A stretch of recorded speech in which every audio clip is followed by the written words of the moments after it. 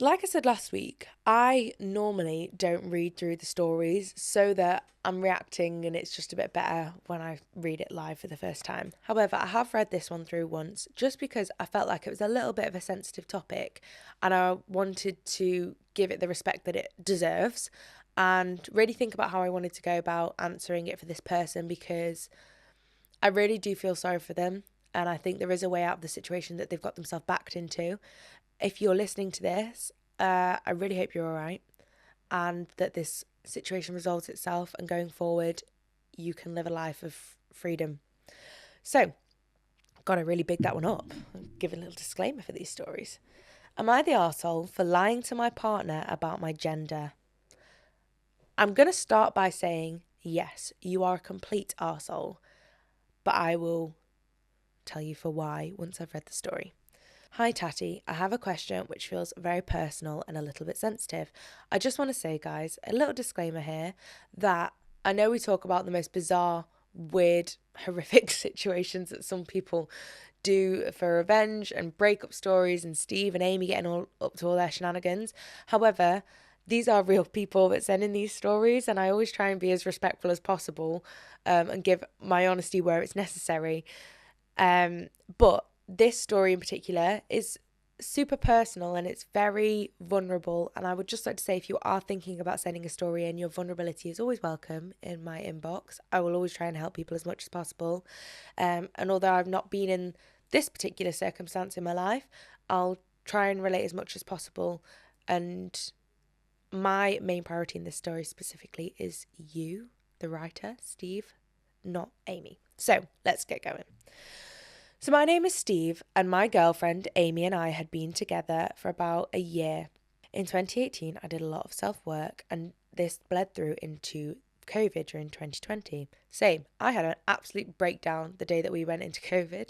I had so much that I needed to face, but I know it was horrific for a lot of people, but it actually made me face a lot of my demons, and I would not be the person I am today if we hadn't have gone into COVID, I don't think.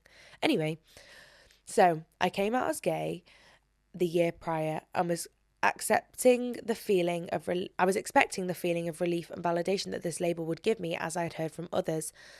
Still, I never felt myself. I slowly began to realise that perhaps my soul wasn't where it was supposed to be and it was in the wrong body. I was an Amy who was supposed to be a Steve. I wasn't female, my soul felt male. Okay, it's good that you are able to recognize that and you've put the time into yourself, that you are trying to find who you are wholly and freely. A friend of mine had transitioned and I saw the life it brought into their life. Nice. And I hope that you have them as a support system too.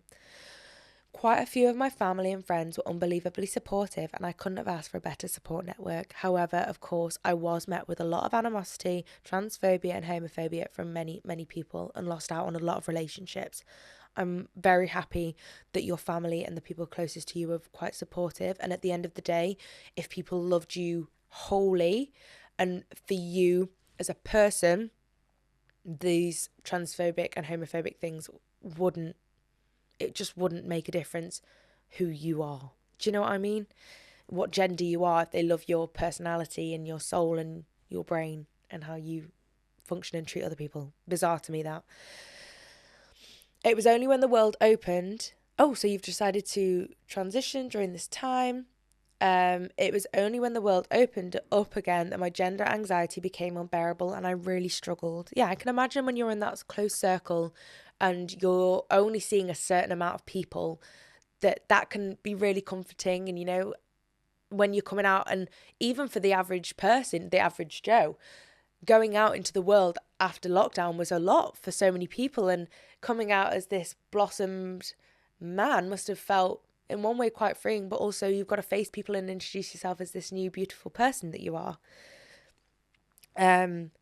So you say that you're passing very well and you went on to have top surgery, and that really, really helped with your gender anxiety and your feelings. Love that. Hope you healed well.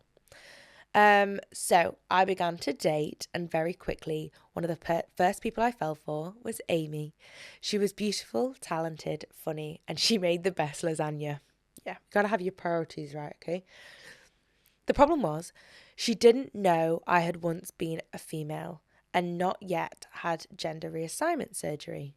So even though you've had your top surgery, you've not yet had your gender. I was going to try and do the abbreviation, the GRS. You're not quite had that. And it's expensive. Do you know what I mean? I know so many trans people stories that I've read that never have that surgery because it's quite scary, it's expensive. And at the end of the day, for some people, it just doesn't matter. So he goes on to say, I put off physical interaction for such a long time, stating that I wanted to wait for marriage, etc. However, you know how things go. Sometimes feelings just start to take over. Yeah, when you get that rumble in the jungle. Amy's looking a little bit hot that night in a nice, cute little lingerie set. Things are going to tingle, you know? And especially when you're so in love with someone, it makes all the difference. However, you know how it goes. Feelings start to take over. I told her if we were going to do it, oh no, we must do it with the lights off, and she could never touch me. I was only allowed to touch her. When she questioned why this was a thing, I couldn't come up with anything else other than that I just said it was a kink. Isn't that a Mr. Grey thing from 50 Shades of Grey? He's like, you can't touch me, I'm only allowed to touch you. I feel like that's a thing. Can't say I've read much of that literature. So the problem comes one time.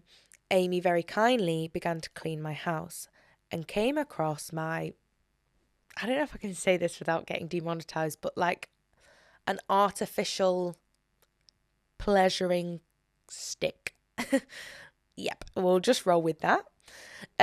So she came across that in my house, and she was so confused and angry and demanded to know what it was for. She thought I was cheating on her or that I hadn't made it clear what my sexual desires are. I lied and said that this was true and that I had been cheating on her. Why did you do that?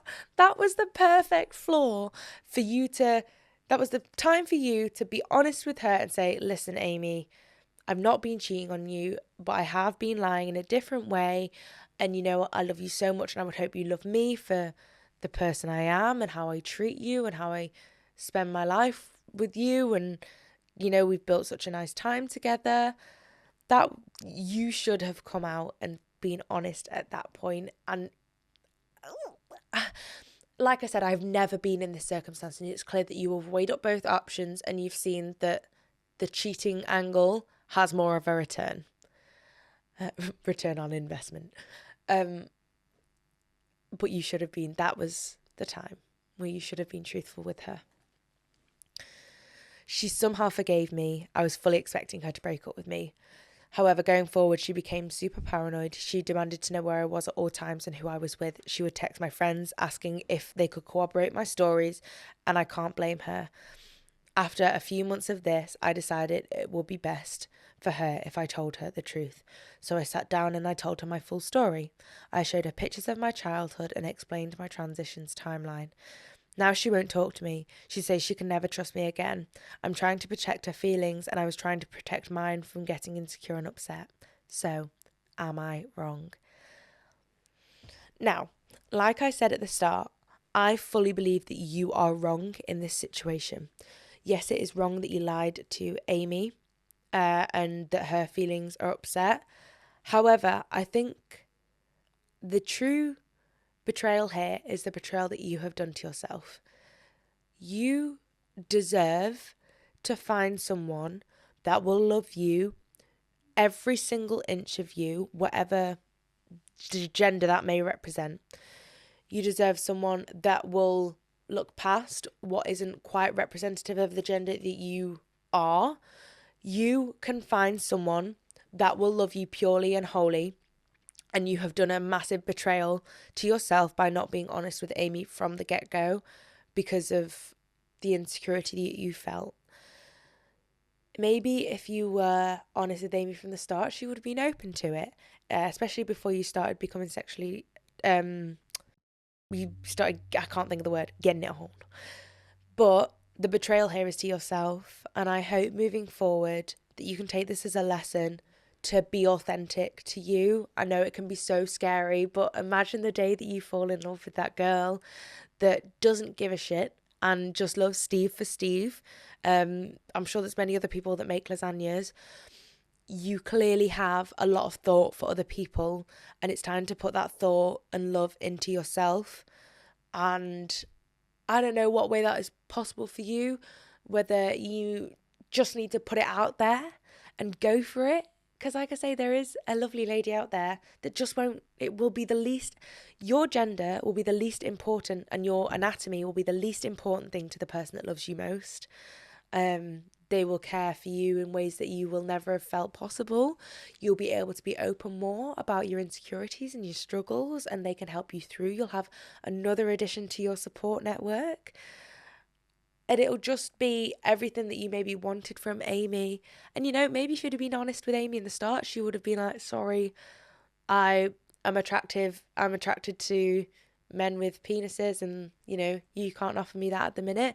But also, sorry, I don't know if this is insensitive to say, it doesn't seem like she was complaining by the performance and the action that you were putting in. So, again, maybe that could have been a conversation that was brought up. Yeah. I think you are in the wrong here, and you are the arsehole, but to yourself, not to Amy. And we've all been in those circumstances where we've put someone else's feelings and thoughts above our own. I cannot relate to transitioning or the turmoil that comes with that at all. So I hope that this has been helpful, and I hope that can offer you a step forward. And I wish you, whatever the dating experience may be for you, the happiest and healthy relationships moving forward with yourself and with your future partners. Please fill my cup. Am I really asking for much? It's been a long week, I'm looking for fun. Please fill my cup. Find me under the sun. SOS, I'm just looking for a good time. Oh, oh, oh, oh. And I'm singing like, whoa.